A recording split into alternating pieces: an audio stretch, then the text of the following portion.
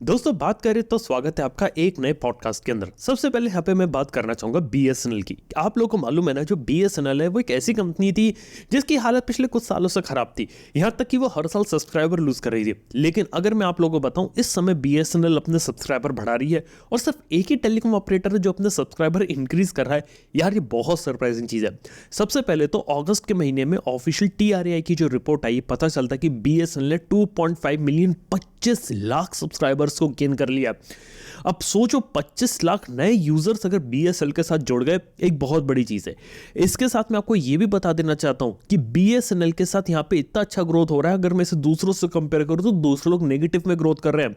जियो जैसी कंपनी जिसने कुछ साल पहले पूरे इंडिया के टेलीकॉम सेक्टर को हिला के रख दिया था ना, उसने 40 लाख सब्सक्राइबर को लूज कर दिया। यानी कि 40 लाख लोगों ने जियो के सिम कार्ड्स को बंद यहां पे कर दिया।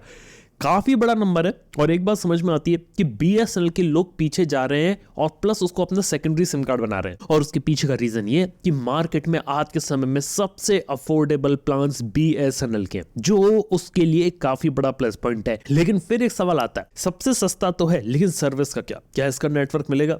तो आपको बता देना चाहता हूं कि बीएसएनएल ने इस चीज को जाना, पहचाना और अब वो अपने नेटवर्क को स्ट्रॉन्ग करने में लगा हुआ है। स्पेशली बात करें तो 4G के लिए वो बहुत लेट हो चुके हैं, लेकिन आज के समय में 50,000 4G साइट्स को डिप्लॉय कर चुके हैं।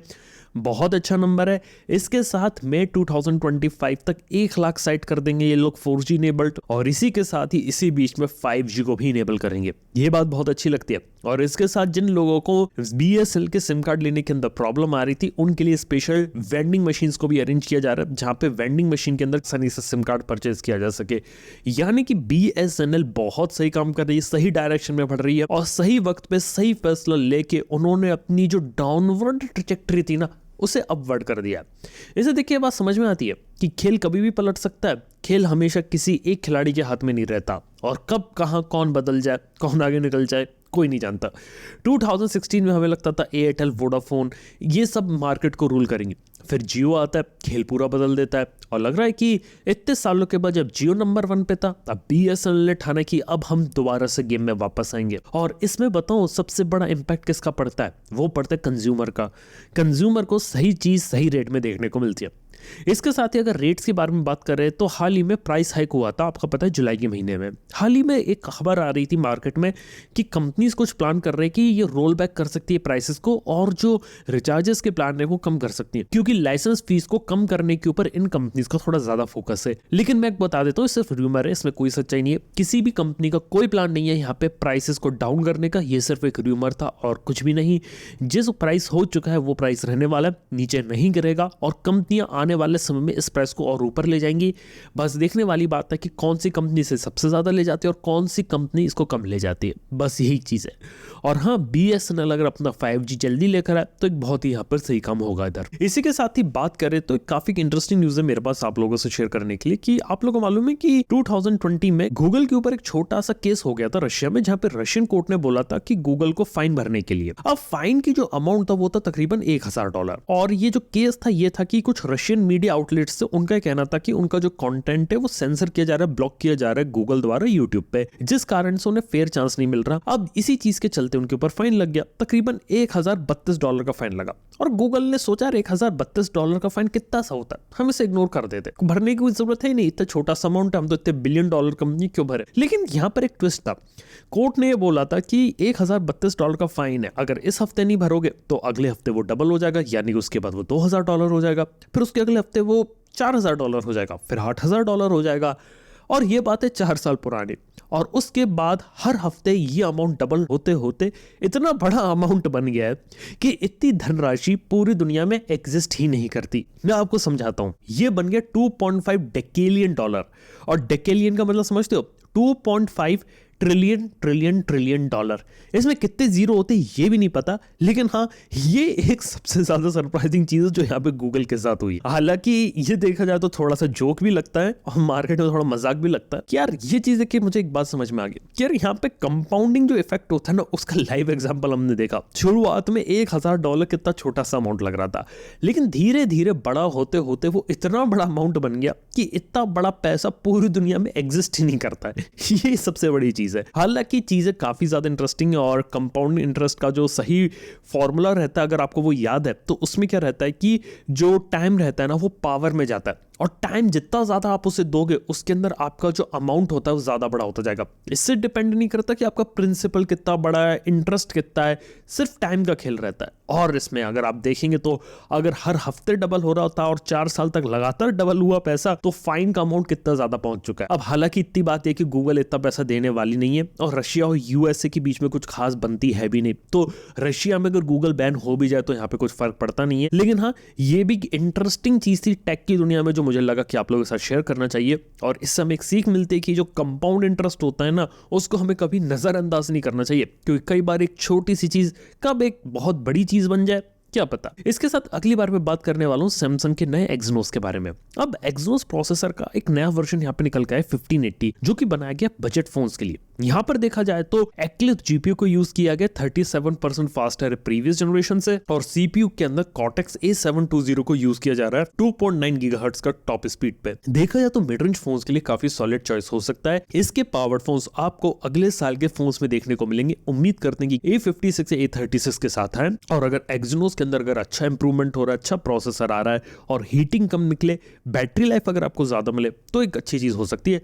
हालांकि जब इसके फोन्स आएंगे तभी हमें पता चलेगा कि वाकई में इसमें पहले से ज्यादा दम आया कि नहीं आया। इसके साथ ही सैमसंग से रिलेटेड बहुत इंटरेस्टिंग न्यूज निकल कर आई कि सैमसंग वाले शायद अपनी गैलेक्सी ब्रांडिंग को ड्रॉप कर सकते हैं और शायद गैलेक्सी हटा के अपने प्रीमियम फोन्स को सिर्फ और सिर्फ उसके नाम से बना गैलेक्सी S25 को सिर्फ सैमसंग S25 कहा जाए, कुछ इस तरीके से।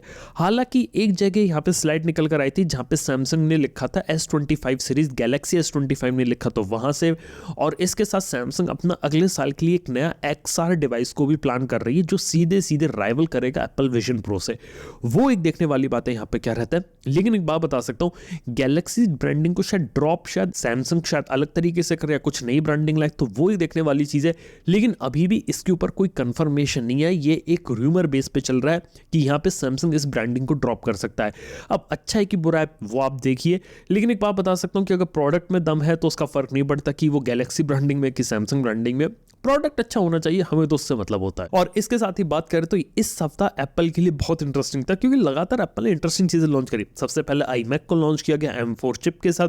इसके बाद M4 चिप के साथ Mac Mini आया जिसकी कीमत लगभग 60,000 रुपए के अंदर हो जाती है और 60,000 रुपए के अंदर M4 चिप के साथ एक काफी पावरफुल Mac उसे हम यहाँ पे कह सकते हैं, क्योंकि इस प्राइस पॉइंट पे आपको देखा है तो सॉलिड पैकेज देखने को मिल गया। इसके साथ ही नए M4 पावर्ड MacBook Pro को भी निकाला जिसके अंदर M4 चिप है, M4 Pro भी और M4 Max। और हाँ, प्राइसिंग तो इनका लाखों में ही जाता है क्योंकि एप्पल के जो डिवाइस और जो प्रोडक्ट्स होते हैं काफी ज्यादा प्रीमियम होते हैं। और यहाँ पे क्लेम किया है कि आपको 24 आवर्स की बैटरी लाइफ देंगे, यानी कि आप 24 के 24 घंटे लैपटॉप को बिना प्लग इन करे यहाँ पे चला सकते हो, जो काफी अच्छी चीज हो जाती है। और परफॉर्मेंस में भी काफी ज्यादा बूस्ट यहाँ पर उन्होंने यहाँ पर दिया और 3nm की टेक्नोलॉजी को यहाँ पे लेकर आए। और इस बार एप्पल ने फोकस किया है यहाँ पर अपनी एप्पल इंटेलिजेंस के ऊपर भी, तो ये एक चीज है जो एप्पल ने यहाँ पर करी है। इसके साथ ही काफी इंटरेस्टिंग चीज पता चली, सॉफ्टबैंक के सीईओ का यहाँ पे कहना है कि आने वाले 10 साल यानी कि टिल 2030 यहाँ पे 2035 तक हम आर्टिफिशियल सुपर इंटेलिजेंस को अचीव कर लेंगे। देखो अभी तो बात की जा रही है AGI की, जिसके अंदर आर्टिफिशियल इंटेलिजेंस उस लेवल पे पहुंच जाएगी जैसे वो ह्यूमन जैसे सोच सकते हैं और उस तरीके से डिसीजन ले सकती है। और जो सुपर इंटेलिजेंस होगी वो ये होगी कि यहाँ पे आप कोई काम सोचने से पहले ही उसे पता होगा कि आप क्या करने वाले हो, क्या सोचने वाले हो, और वो काम यहाँ पे कर देगी। काफी ज्यादा फ्यूचर की चीजें। और अभी जो हमने AI देख रहे हैं ना वो सिर्फ एक स्क्रैच लेवल है और इसका लिटरली जो यूज केसेस है वो बहुत ज्यादा बड़े। आज के समय में मोबाइल फोन कंपनी सच बताऊं AI के नाम पे आपको ज्यादा कुछ खास देती नहीं है। आपको यहाँ पे सिर्फ और सिर्फ जो इमेज जनरेशन होता है वो दे देंगी, इमेज एक्सपेंशन दे देंगी, इमेज एडिट वगैरह कर लो, ये सारे ऐसी चीजें दे देंगी जिसकी इतना कोई ज्यादा यूजफुल है भी नहीं और आधे लोग 2-4 बार इसे यूज करेंगे उसके बाद उसे भूल जाएंगे। लेकिन एक्चुअली में जो AI जिसके ऊपर यहाँ पे काम हो रहा है, जिसके लिए इवन जो XAI है एनवीडिया के साथ एक सुपर कंप्यूटर बिल्ड कर रहा है, या फिर बात करें इंडिया के अंदर रिलायंस का AI का जो इंफ्रास्ट्रक्चर होगा उसे एनवीडिया पावर करेगा, ये कुछ वो यूज केसेस होंगे यहाँ पे जहां पर AI का वो यूज किया जाएगा जिसके बारे में शायद आप अभी सोच ना पा रहे हो। लेकिन लिटरली आपके डे टू डे टास्क को बहुत आसान कर देगा। और आप जो यहाँ पे काम करते हो वो, यानी कि सुंदर पिचाई का भी यहाँ पे कहना है कि गूगल सर्च का जो 25% कोड है आज के समय में एआई यहाँ पे लिख रही है। कोड लिखना, प्रोडक्ट को डेवलप करना, प्रोडक्ट टेस्टिंग करना, फ्यूचर में क्या क्या चीजें हो सकती हैं वो प्रिडिक्ट करवाना, अपने काम को आसान कर देना। यानी जिस काम में ह्यूमंस को ज्यादा दिमाग, ज्यादा सोचना पड़ता है, ज्यादा कैलकुलेशंस होती हैं, ज्यादा चीजें, फैक्टर्स एनालाइज करने पड़ते हैं, वो सारी चीजें कम कर देना। हो सकता है कि ह्यूमंस थोड़े से ज्यादा क्रिएटिव साइड में काम करें, इन्वेंशंस नई नई चीजें करें, और जो रेगुलर टास्क रहते हैं ना, वो पूरा का पूरा जो वर्कलोड होता है आर्टिफिशियल इंटेलिजेंस के ऊपर चले जाए। और जिन लोगों का कहना है कि आर्टिफिशियल इंटेलिजेंस आने के बाद जॉब्स को खतरा होगा, देखो यहाँ पे जॉब्स को खतरा नहीं होगा, जॉब्स चेंज हो जाएंगी। आर्टिफिशियल इंटेलिजेंस के आने के साथ साथ मैं जो देख रहा हूँ यहाँ पे, जो जिस आदमी ने एआई को अडॉप्ट कर लिया, जो सीख गया, जिसको समझ में आया कि एआई को वो अपने यूज केस में, वर्क में कैसे इंटीग्रेट करके उसका बेनिफिट ले सकता है, वो यहाँ पे चलता रहेगा। लेकिन जो उस चीज़ को समझ नहीं पाया, सीख नहीं पाया, तो उसको यहाँ पे थोड़ा खतरा हो सकता है। जैसा कि आप लोगों को मालूम है, जब टाइपराइटर्स आए उसके बाद जब कंप्यूटर आए तो लोगों को लगा कंप्यूटर के आने के बाद टाइपिस्ट की जो नौकरी होती है वो चली जाएगी, कंप्यूटर सारी जॉब खा जाएगा। लेकिन ऐसा नहीं हुआ, वहाँ पे जॉब्स इंक्रीज हुए। जिन लोगों ने कंप्यूटर सीखा वो लोग यहाँ पे अपस्किल कर गए। सेम चीज़ यहाँ पर यही होने वाली है। तो बेसिकली चीज़ यही है कि एआई एक बहुत बड़ी चीज़ होगी आने वाले 10 साल के अंदर। जिसने इसे देखा, समझा, इसको यूज़ केस में से अपना लिया, छोटी सी छोटी चीज़ को भी अगर आप देख रहे हो, प्रोग्रेस देख रहे हो, तो वहाँ से आप काफ़ी ज़्यादा आगे बढ़ सकते हो। तो दोस्तों यार, ये थी कुछ कहानी यहाँ पर आपके इस हफ्ते की कुछ टेक न्यूज़ की। आज इस पॉडकास्ट में मैंने इन सब के बारे में बात करी। उम्मीद करता हूँ कि ये पॉडकास्ट आपको पसंद आया होगा। थैंक यू बने रहने के लिए। मैं आपको मिलता हूँ अपने अगले पॉडकास्ट के अंदर। Good bye.